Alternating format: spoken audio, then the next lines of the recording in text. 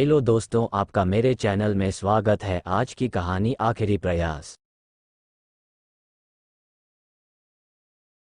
एक आखिरी प्रयास। एक समय की बात है। एक राज्य में एक प्रतापी राजा राज करता था।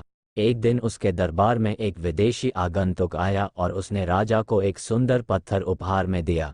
राजा वह पत्थर देख बहुत प्रसन्न हुआ। उसने उस पत्थर से भगवान विष्णु की प्रतिमा का निर्माण कर उसे राज्य के मंदिर में स्थापित करने का निर्णय लिया और प्रतिमा निर्माण का कार्य राज्य के महामंत्री को सौंप दिया। महामंत्री गांव के सर्वश्रेष्ठ मूर्तिकार के पास गया और उसे वह पत्थर देते हुए बोला, महाराज मंदिर में भगवान विष्णु की प्रतिमा स्थापित करना चाहते हैं। 7 दिवस के भीतर इस पत्थर से भगवान विष्णु की प्रतिमा तैयार कर राजमहल पहुंचा देना। इसके लिए तुम्हें 50 स्वर्ण मुद्राएं दी जाएंगी। 50 स्वर्ण मुद्राओं की बात सुनकर मूर्तिकार खुश हो गया और महामंत्री के जाने के उपरांत प्रतिमा का निर्माण कार्य प्रारंभ करने के उद्देश्य से अपने औजार निकाल लिए। अपने औजारों में से उसने एक हथौड़ा लिया और पत्थर तोड़ने के लिए उस पर हथौड़े से वार करने लगा, किंतु पत्थर जस का तस रहा। मूर्तिकार ने हथौड़े के कई वार पत्थर पर किए, किंतु पत्थर नहीं टूटा।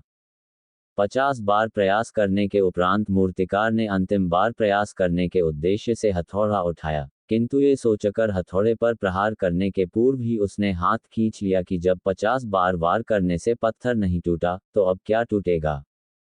वो पत्थर लेकर वापस महामंत्री के पास गया और उसे ये कह वापस कर आया कि इस पत्थर को तोड़ना नामुमकिन है, इसलिए इससे भगवान विष्णु की प्रतिमा नहीं बन सकती। महामंत्री को राजा का आदेश हर स्थिति में पूर्ण करना था, इसलिए उसने भगवान विष्णु की प्रतिमा निर्मित करने का कार्य गांव के एक साधारण से मूर्तिकार को सौंप दिया। पत्थर लेकर मूर्तिकार ने महामंत्री के सामने ही उस पर हथौड़े से प्रहार किया और वह पत्थर एक बार में ही टूट गया। पत्थर टूटने के बाद मूर्तिकार प्रतिमा बनाने में जुट गया। इधर महामंत्री सोचने लगा कि काश पहले मूर्तिकार ने एक अंतिम प्रयास और किया होता तो सफल हो गया होता और 50 स्वर्ण मुद्राओं का हकदार बनता। सीख मित्रों, हम भी अपने जीवन में ऐसी परिस्थितियों से दो चार होते रहते हैं।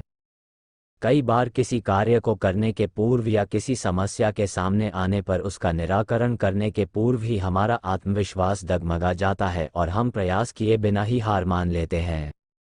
कई बार हम एक दो प्रयास में असफलता मिलने पर आगे प्रयास करना छोड़ देते हैं, जबकि हो सकता है कि कुछ प्रयास और करने पर कार्य पूर्ण हो जाता या समस्या का समाधान हो जाता। यदि जीवन में सफलता प्राप्त करनी है तो बार बार असफल होने पर भी तब तक प्रयास करना नहीं छोड़ना चाहिए जब तक सफलता नहीं मिल जाती। क्या पता जिस प्रयास को करने के पूर्व हम हाथ खींच ले वही हमारा अंतिम प्रयास हो और उसमें हमें कामयाबी प्राप्त हो जाए।